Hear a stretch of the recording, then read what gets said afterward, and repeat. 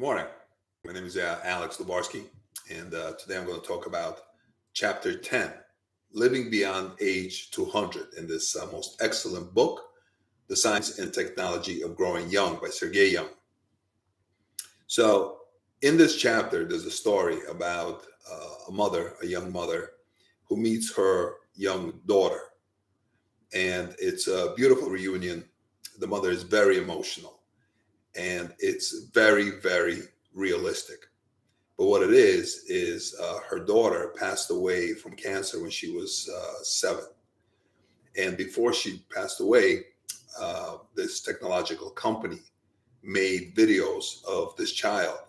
They got her personality, they got her voice, the way she speaks, her mannerisms, and they created a virtual avatar of this child. And so the interaction between this mother and her child, they're from South Korea, is, even though you don't really understand the language, it is so heartbreaking and realistic and incredible.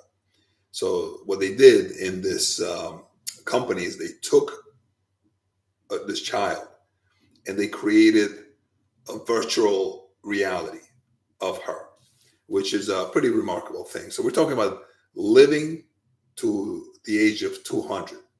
And in this chapter, Sergey talks about many different technologies, many different concepts, ideas. But the bottom line is that can we live to be 200 years old? So, putting aside the fact that most people at this point can't even fathom this concept, like, why would I want to live to be 200? But why would you want to die before any age that you are destined to? Like, if you're destined to live to be 80, why would you want to die at 55? I mean, if you could technically live to be 200, why not? It's not that bad. I mean, if you're feeling good and you're enjoying life, so okay, let's just put that aside. But if we're to live to 200, how do we achieve that? So the technological breakthroughs that are being created right now, you have 3D printing of human body parts. You have, they can actually take a pig heart, remove all the cells from it, clean it up, completely sterilize it, basically. Just have that infrastructure, and then put your own cells into this heart, which makes it kind of your own, so your body doesn't reject it. So you can basically replace body parts that way. Eventually, what he talks about is you can have these prosthetic body parts where, every once in a while, you need a new liver, you get a new liver installed. It'll be as easy as you would replace car parts.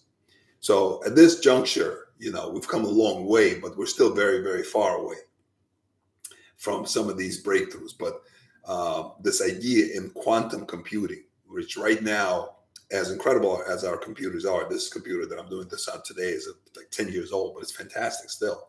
It's a Sony. But 20 years ago, our computers were so basic, so had tiny memories, couldn't accomplish much. So the evolution of computers over the last 20, 25 years is remarkable. The growth is geometric, and it just keeps compounding on itself. So in 20 years from now, they're talking about these computers that are quantum computers, which right now, the way it works, it's pretty linear, even though I have a limited understanding of it, but it's a linear process. It's, 0, 1, 0, 1, on, off. But here you have like this massive brain that's on, off, and everything in between, just kind of functioning at this remarkably powerful level. It's like taking all the geniuses of mankind that have ever lived, combining them all together, and having this computer think of all the greatest problems that we have to deal with on the planet 24/7. That's all it does, is resolve these problems on a massive, massive scale. Creates solutions, and then actual plans and protocols of how do you bring that into fruition. So if we can focus all of that genius, all of this technology on this idea of regeneration and longevity, and then you have all the pharmaceutical wealth that can be focused on longevity rather than managing these symptoms of different chronic illnesses where they found a way to make their money. But what if you can focus all of those resources on creating these replaceable body parts and having us live to be 200 years old? I mean, that's an amazing thing. These companies can make a lot more money than they're making now. So if that goes in that direction, technically, between the science and between the technology, the remarkable understanding of the genome at this point, combining that with all this computer brilliance, it's very feasible that we can live to be 200 and beyond. It's like he talks about when the Wright brothers first were tinkering with the idea of flight. Everybody who saw them do this thought they were pretty much out of their minds, that flight is impossible. And most people that tried to simulate flight, they were simulating bird flight. So you had the flapping of the wings, and which turned out to be not very effective. But the Wright brothers came up with the right solution that in a short 100 years, we're flying all around the world, and now even into space by private citizens, which is beyond comprehension. So you have sharks that live to be 500 years old. You have whales that live to be 200 years old. You have all these organisms that are capable, without any interference from science or technology, able to live comfortably over 200 years. So at least theoretically, the idea is possible that we can live much longer than we do today and stay healthy and well for the duration of that time, which would be incredible. So that's what this book really talks about, and it explains it in really interesting detail. Sergey is an investor, so he's researching this not as a scientist, but as someone who kind of sees the future and where he wants to invest his resources. And he sees that longevity is a really big, exciting wave of future interest. So great book, excellent ideas, really kind of gets you thinking about stuff. One of the things he talks about, and that's a little bit, that's more science fiction at this point, but he talks about like this mother and her daughter that I mentioned in the beginning in that video. It's definitely worth a watch. It's on YouTube. I'm sure you can find it if you look it up. But so the idea that we can technologically grab all that makes a human, all their whole brain power, their unique personality, the way they think, the way they talk, all of that, and you download it onto a computer.